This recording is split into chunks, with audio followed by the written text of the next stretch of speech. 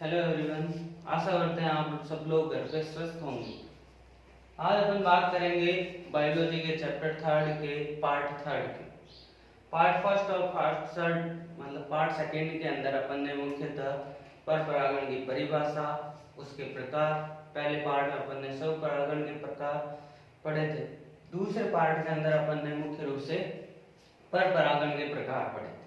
ठीक है, उनमें मेन डिफरेंस भी थे, वो भी अपन डिस्कस करेंगे।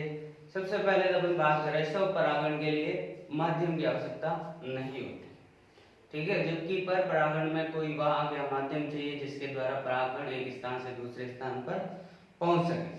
ठीक है, इसके अलावा अपन ने स्व परागण हेतु भी क्या पढ़े थे? आवश्यक अनुकूलन, जिसमें पहला पढ़ा था द्विलिंगी था। अगर पुष्प द्विलिंगी है तो ज्यादातर चांसेस क्या होंगे? ठीक है, दूसरा वहां पे अपन ने एक पढ़ा था उन्मूल्यता, क्लिस्टोगैमस। ठीक है, वायुला के अंदर अपन ने पढ़े थे दो प्रकार के पुष्प होते हैं, जिनमें से आधे के अंदर तो कैसा स्व परागण और आधे में कैसा होता है पर परागण। आज अपन बात करेंगे मुख्य रूप से पर परागण हेतु आवश्यक अनुकूलन। इसका मतलब क्या हुआ? पादप या पुष्प के अंदर ऐसी कौन सी चीजें होगी जो स्व परागण को तो रोकेगी लेकिन पर परागण को क्या करेगी? प्रोत्साहित करेगी। तो उसके अंदर सबसे पहले अपन बात करते हैं स्वबंधिता। स्वबंधिता का अर्थ क्या होता है कि भाई एक पुष्प के अंदर परागकण और वर्तिकाग्र दोनों क्या हो रहे हैं? परिपक्व हो रहे हैं, एक दूसरे के लिए अनुकूलित भी हैं, समान समय पर परिपक्व हो रहे हैं, लेकिन फिर भी वहां पर परागकण का अंकुरण नहीं हो पाता।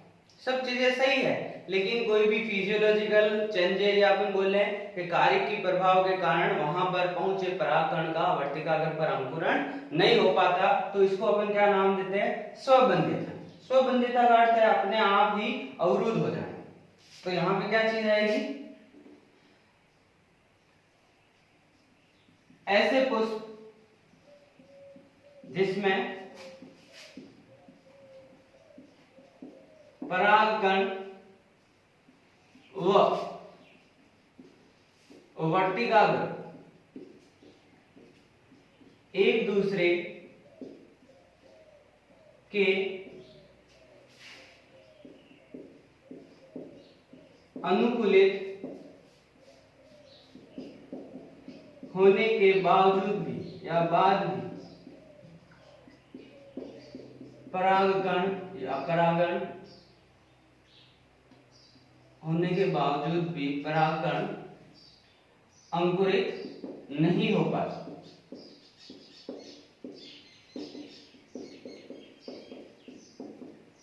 तो यह स्थिति क्या कहलाती है?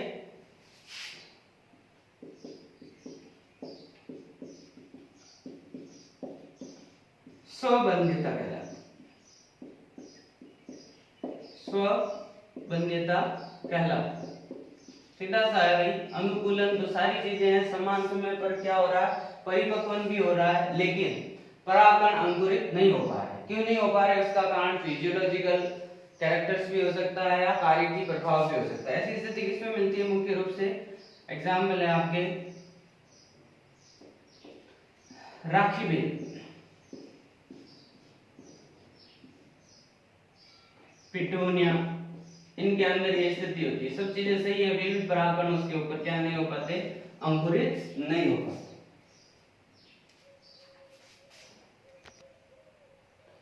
सेकेंड नंबर जो आवश्यक अनुकूलन है उसके अंदर आता है एक लिंगिता। स्व परागण में आवश्यक अनुकूलन तो क्या था? द्विलिंगिता। मतलब एक ही पुष्प के अंदर दोनों जननांग पाया जाना, नर और मादा दोनों होंगे, तो स्थिति क्या रहेगी? एक जननांग एक युग्मक उसी पुष्प के दूसरे युग्मक के पास पहुंच पाएगा। अगर एक लिंगिता है, एक लिंगिता का अर्थ है पुष्प में एक ही जननांग का पाया जाए। ठीक है, यहां पे भी दो स्थिति मिलती है। एक तो क्या चीज मिलती है? एक लिंगी पादप। एक लिंगी पादप का अर्थ क्या हुआ? ये पादप है एक ए नंबर और ये दूसरा है बी नंबर। ठीक है, अब यहाँ पे एक शाखा पे तो क्या ऐसा पुष्प विकसित हो रहा है जिसके अंदर किसका विकास हो रहा है? केवल वर्तिकाग्र। किसका? वर्तिकाग्र और मादा जननांग। दूसरा पुष्प ऐसा है जिसके अंदर विकास हो रहा है किसका, नर जन्नांग। ठीक है, तो अब यहाँ पे ये पादप भी क्या है, एक लिंगी है, क्योंकि एक ही पुष्प और उस पुष्प में एक ही जन्नांग का क्या हो रहा है, विकास हो रहा है। तो ये तो हो गया एक लिंगी पादप वाइज। इसका एग्जाम्पल है कौन सा, पपीता। पपीते के अंदर क्या होता है, नर पादप और मादा पादप अलग अलग होता है। क्यों, क्योंकि नर पादप पे केवल नर पुष्प होता है, इसको अपन क्या नाम दे सकते हैं, नर पादप। और दूसरा मादा पादप जो होता है उसके ऊपर सिर्फ क्या होता है, मादा पुष्प। तो ये स्थिति जब होगी ऐसी वाली एक लिंगी था, मतलब एक लिंगी पादप होगा, तब उस समय कौन सा होगा, पर परागण। ठीक है, तो एक लिंगिता का अर्थ है पुष्प में एक ही जन्नांग का पाया जाना। एक तो ये स्थिति होगी, स्थिति नंबर फर्स्ट। दूसरी क्या मिलती है आपको, पादप तो क्या है, उभयलिंगी। उभयलिंगी का मतलब उस पादप पे दोनों प्रकार के पुष्प बनेंगे, लेकिन पुष्प वहां पे क्या मिलेंगे आपको, एक लिंगी। ठीक है, इसके एग्जाम्पल क्या, लौकी और तुरई। यहां पे क्या कंडीशन मिलेगी आपको, कि मान लो लौकी की बेल, ठीक है, इसके ऊपर एक पुष्प में तो क्या होगा, केवल नर जन्नांग होगा, इसके ऊपर दूसरे पुष्प में क्या होगा, मादा जन्नांग। अब स्थिति क्या है, ये बेल है लौकी की, स्थिति ये है कि पादप तो एक ही है जिसपे दोनों प्रकार के पुष्प लग रहे हैं, इसलिए इसको क्या नाम दे दिया, उभयलिंगी पादप। जबकि एक पुष्प की बात करें अपन, इस पुष्प की बात करें तो ये क्या हो गया, नर पुष्प, और दूसरा क्या हो गया, मादा पुष्प। यहाँ पे पर परागण नहीं होगा, यहाँ पे क्या होगा, स्वपरागण होगा। क्यों, क्योंकि अपन ने पहले ही बात की थी स्वपरागण में कि एक शाखा से दूसरी शाखा पर पुष्प का या पुष्प के परागण का पहुंच पाना क्या कहलाता है, सजात पुष्पी परागण, जो कि स्वपरागण का क्या था, एक प्रकार है। तो एक लिंगिता में अपन को ध्यान रखना है, जो एक लिंगी पादप होते हैं उसके अंदर एक लिंगी पुष्प बनते हैं और उनमें क्या होता है, पर परागण। ठीक है, आगे चलते हैं, आगे चलते हैं तीसरे कारक की तरफ, जो पर परागण के लिए आवश्यक है और स्व परागण को क्या करता है, रोकता है। नाम है भिन्नकाल परिपक्वता। इसका अर्थ क्या होगा, पुष्प में भले ही दोनों जन्नांग हो, पुष्प में नर व मादा जन्नांग का अलग अलग समय पर परिपक्वन होना। अब इससे क्या होगा, अगर पुष्प के अंदर उपस्थित नर जन्नांग पहले विकसित हो जाएगा, और तो आपको पता है परागकण वहां से क्या हो जाएंगे, स्फुटित और बाहर गिर जाएंगे। उसी स्थिति में या उसी समय पर अगर मादा जन्नांग या वर्तिकाग्र परागकणों को ग्रहण करने के लिए सुग्राही नहीं रहे, मतलब अभी ग्रहण करने के लिए परिपक्व नहीं हुई, तो उस स्थिति में क्या होगा, परागकण नीचे गिर जाएंगे।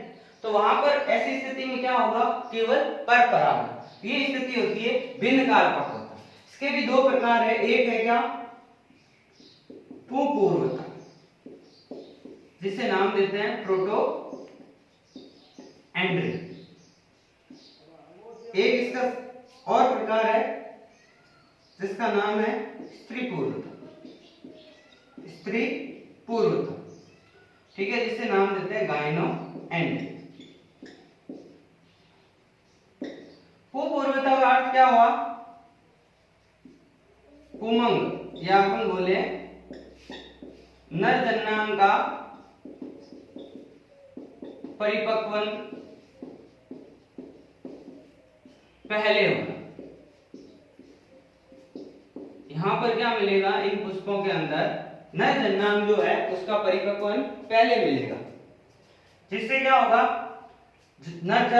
ये जो नर जन्नांग है वो तो स्फुटित हो जाएगा, लेकिन वर्तिका अगर सुग्राही नहीं होगी तो परागकण वहां पर नहीं गिर पाएंगे। इसके एग्जाम्पल है आपके कपास, गुड़हल इत्यादि। इनमें क्या होता है, पुमंग पहले विकसित हो जाता है, तब तक वर्तिकाग्र सुग्राही नहीं होती, जिससे परागकण जो है वो पर परागण के द्वारा ही दूसरे पुष्प की वर्तिकाग्र पर पहुंच पाते हैं। दूसरी स्थिति क्या है, नाम बता रहा है स्त्री पूर्वता। पूर्वता का मतलब पहले परिपक्व होना, किसका, स्त्री जन्नांग। यहाँ पे क्या स्थिति मिलेगी, जायांग या जिसे अपन क्या नाम देते हैं, स्त्री जन्नांग का परिपक्वन पहले होने का मतलब क्या होगा, जायांग पहले विकसित होगा, पुमंग क्या होगा बाद में। ये स्थिति आपके मिलती है मुख्य रूप से बरगद और चंपा फल। ठीक है, तो ये स्थिति होगी क्या, बिंदकाल पक्वता। यहाँ पे ध्यान देना है, बिंदकाल पक्वता का अर्थ क्या है कि पुष्प के अंदर उपस्थित जो नर और मादा जन्नांग है वो अलग अलग समय पर क्या होते हैं, परिपक्वित होते हैं। परिपक्वन के आधार पर भी कौन सा जन्नांग पहले हो रहा है उसके आधार पर दो प्रकार है। पुंपूर्वता का मतलब पुमंग या नर जन्नांग का परिपक्वन पहले होना, किससे, मादा जन्नांग से। ये स्थिति किसमें मिलती है, कपास और गुड़हल। स्त्री पूर्वता का अर्थ है जायांग या स्त्री जन्नांग का परिपक्वन पहले होना, किससे, पुमंग से। ये स्थिति मिलती है किसके अंदर, बरगद व चंपा के अंदर। आगे बात करते हैं चौथे अनुकूलन की।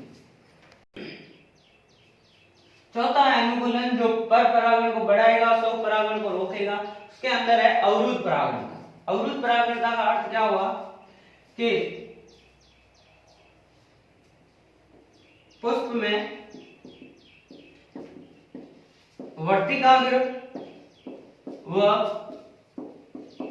परागकोश के मध्य संरचनात्मक, ये पॉइंट याद रखना है, संरचनात्मक अवरोध पाया जाता है, जिसके कारण स्वपरागण नहीं हो पाता। अब आपको पता है स्वपरागण नहीं हो पाएगा तो वहां स्थिति दूसरी कौन सी रहेगी, केवल परपरागण। इसके अंदर पहला उदाहरण है आपके कैरियोफिलेसी कुल के पादप।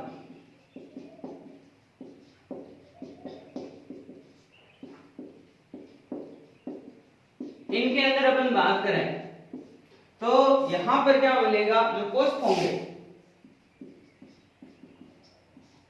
पुष्प में वर्तिकाग्र तो क्या मिलेगी, लंबी, जबकि पुंकेसर क्या मिलेंगे, छोटे मिलेंगे। तो यहाँ वर्तिकाग्र की लंबाई जो है वो एक संरचनात्मक कारक बढ़ेगी, जिसकी वजह से जो पुंकेसर है उनसे जड़ने वाले परागकण है वर्तिकाग्र पर नहीं पहुंच पाएंगे। इसको अपन चित्र की सहायता से समझे तो ये मान लो अपनी क्या है, वर्तिकाग्र, और ये पूरा क्या है, मादा जन्नांग। ठीक है, और यहां पे स्थिति ये है, इसको और लंबा। अब इस स्थिति में क्या होगा, क्या कंडीशन रहेगी कि भाई अपने पहले से क्या छोटे हैं, पुंकेसर छोटे हैं, तो जैसे ही इनका स्फुटन होगा तो ज्यादा से ज्यादा इस लंबाई तक ये क्या परागकण उछल सकते हैं, इससे ज्यादा नहीं जा सकते। तो इस स्थिति में आप बताओ यहाँ पर पहुंच पाएंगे कि नहीं पहुंच पाएंगे, सीधा सा जवाब मिलेगा नहीं पहुंच पाएंगे। और नहीं पहुंच पाएंगे तो क्या नहीं होगा, स्वपरागण। स्वपरागण नहीं होगा तो दूसरा परागण कौन सा है, परपरागण। ये स्थिति मिलती है कैरियोफिलेसी कुल के पादप में। वापस उदाहरण बता दूं, कैरियोफिलेसी कुल के पादपों में जो पुष्प होते हैं उनके अंदर वर्तिकाग्र लंबी होती है और पुंकेसर क्या होते हैं, छोटे होते हैं। जब पुंकेसर से परागकोश का स्फुटन होता है तो परागकण लंबी वर्तिकाग्र के कारण क्या होते हैं, या वर्तिका जो होती है, वर्तिका लंबी होती है, वर्तिकाग्र तो ऊपर वाला मंच है। वर्तिका लंबी होने के कारण क्या होगा, यहाँ से उछले हुए परागकण उस पर नहीं पहुंच पाएंगे। तो नहीं पहुंच पाएंगे तो क्या नहीं होगा, स्वपरागण नहीं होगा। तो अनुकूलन किसका हो गया, परपरागण। दूसरा है पादप कलिहर।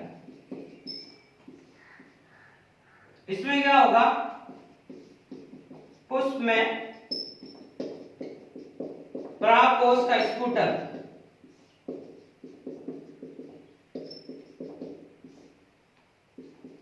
तीव्रता से होगा।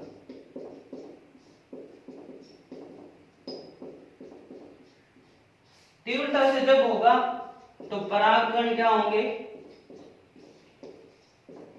दूर दूर जाकर गिरेंगे। अब पास में नहीं गिरेंगे, पास वाली वर्तिकाग्र पर नहीं गिरेंगे, तो उस स्थिति में भी क्या होगा, स्वपरागण नहीं हो पाएगा और क्या होगा, परपरागण। तो ये चीज ध्यान रखना है यहाँ पे। दूसरा गलियारी पुष्प में क्या हुआ, परागकोश का स्फुटन हुआ, लेकिन किससे, तीव्रता से होना, तो परागकण अपने आप दूर दूर जाकर गिरेंगे, उसी वर्तिकाग्र पर नहीं पहुंच पाएंगे। तो ये स्थिति अपने आप में क्या होगी, स्वपरागण या स्वपरागण के लिए तो नहीं होगी, लेकिन अनुकूलन किसके लिए होगा, परपरागण। तो ये दो उदाहरण है। यहाँ पे संरचनात्मक अवरोध क्या आ रहा है, दोनों उदाहरणों में देखें तो कैरियोटिलेसी में तो वर्तिकाग्र की लंबाई, और दूसरा गलियारी पादप में संरचनात्मक अवरोध क्या हो रहा है, स्फुटन का तीव्रता से होना। ठीक है, तो ये चौथा कारक हो गया जो आवश्यक अनुकूलन है। अब एक बचा है जिसका नाम है विषम वर्तिका। पांचवा और अंतिम अनुकूलन जो है वो है आपके कौन सा, विषम वर्तिका। ठीक है, इसकी बात करें नाम ही शो कर रहा, विषम का मतलब अलग अलग, वर्तिका तो मतलब वर्तिका की लंबाई। तो यहाँ पे सीधी से इसका अर्थ क्या हुआ, अलग अलग लंबाई युक्त वर्तिकाओं का पाया जाए। एग्जाम्पल की बात करें तो इसके अंदर एक पादप है जिसका नाम क्या है, प्रिमोला। इस पादप के अंदर दो प्रकार के पुष्प बनते हैं। किसके प्रकार है, पुष्प के दो प्रकार के पुष्प बनते हैं। पुष्प फर्स्ट जो है उसके अंदर क्या होगा, लंबी वर्तिका, लेकिन छोटे पुंकेसर मिलेंगे। जबकि पुष्प का दूसरा प्रकार जो है, पुष्प सेकेंड, उसके अंदर क्या स्थिति मिलेगी, छोटी वर्तिका और लंबे पुंकेसर। अब यहाँ पे वर्तिका की लंबाई अलग अलग होने के कारण वहां स्वपरागण नहीं हो पाएगा, और दूसरी क्या, लंबी वर्तिका पर जो उपस्थित वर्तिकाग्र है उस पे लंबे पुंकेसर से क्या आएंगे, परागकण आएंगे। उसी प्रकार छोटे पुंकेसर जो परागकण है वो छोटी वर्तिका पर ही पहुंच पाएंगे। तो ऐसी स्थिति में केवल क्या संभव होगा, पर परागण। ठीक है, तो यहाँ पे ये भी ध्यान रखना है, विषम वर्तिका का अर्थ क्या हुआ, अलग अलग लंबाई युक्त वर्तिकाओं का पाया जाना। अब एक वर्तिका लंबी है लेकिन उसके परागकण या पुंकेसर जो हैं वो छोटे हैं, तो इस स्थिति में क्या होगा, स्वपरागण नहीं हो पाएगा। जबकि दूसरा पुष्प जो है उसमें छोटी वर्तिका है, पुंकेसर लंबे हैं, तो उस स्थिति में भी स्वपरागण नहीं हो पाएगा। वहां पे क्या स्थिति बनेगी, पर परागण की, वो भी कैसे कि लंबे पुंकेसर के जो परागकण है लंबी वर्तिका वाली वर्तिकाग्र पर गिरे, और छोटे पुंकेसर वाले जो परागकण है छोटी वर्तिका वाली वर्तिकाग्र पर गिरे। ठीक है, ये याद रखना। प्रिमोला एग्जांपल किसका है, विषम वर्तिका का। ठीक है, आगे बात करते हैं, एक बार वापस रिवाइज कर देते हैं। पर परागण हेतु आवश्यक अनुकूलन जो है उसके अंदर अपन ने 5 पढ़े थे। सबसे पहले स्वबंध्यता, स्वबंध्यता में पढ़ा था सब चीजें, परिपक्वन भी समान समय पर हो रहा है, अनुकूलन भी है, द्विलिंगी पुष्प भी है, लेकिन फिर भी कुछ कार्य की कारक है, उसके कारण क्या होता है, एक पुष्प के परागकण उसी पुष्प की वर्तिकाग्र पर अंकुरित नहीं हो पाते, उसे अपन क्या नाम देते हैं, स्वनिषेचता। उसके बाद दूसरा अपना था एक लिंगिता, कि जब पादप एक लिंगी होगा तो उस पे पुष्प भी एक लिंगी लगेगा। उदाहरण अपन ने पढ़ा था पपीता।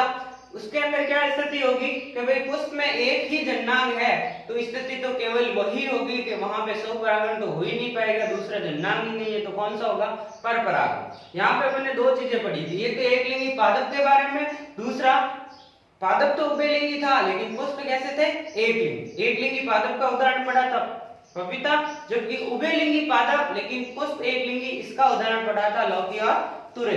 तीसरी चीज पढ़ी थी अपन ने भिन्न काल परिपक्वता, अलग अलग समय पर क्या अलग अलग समय पर नर और मादा जननांग का परिपक्व होना क्या कहलाता है? भिन्नकार परिपक्वता। अब इसमें पहले अगर पुंकेसर हो रहा है पुंपूर्वता, और पहले अगर स्त्री केसर हो रहा है तो स्त्री पूर्वता। चौथा कारक पढ़ा था आपने अवरोध परागता, जिसमें बोला था संरचनात्मक कारक जो हैं वो सब परागण को रोकते हैं। उदाहरण पढ़ा था कैरियोफिलेसी में लंबी वर्तिका छोटे पुंकेसर। दूसरा पढ़ा था कलिहारी में स्फुटन क्या होता है? तेज गति से होता है। ठीक है, लास्ट था पांचवा वर्तिका, ये अपना पांचवा कारक जिसमें पढ़ा था विषम वर्तिका, अलग अलग लंबाई की क्या पाया जाना? वर्तिका पाया जाना। ठीक है, जो क्या करती है? पर परागण को बढ़ावा देती है, स्व परागण को क्या करती है? रोकती है। तो ये सभी थे आपके पर परागण हेतु आवश्यक अनुकूल। ठीक है, आशा करते हैं आप लोग सब लोग घर पे स्वस्थ होंगे और जो भी पढ़ाया जा रहा है ऑनलाइन क्लासेस के माध्यम से उसको आप राइट डाउन करते होंगे। धन्यवाद, थैंक यू।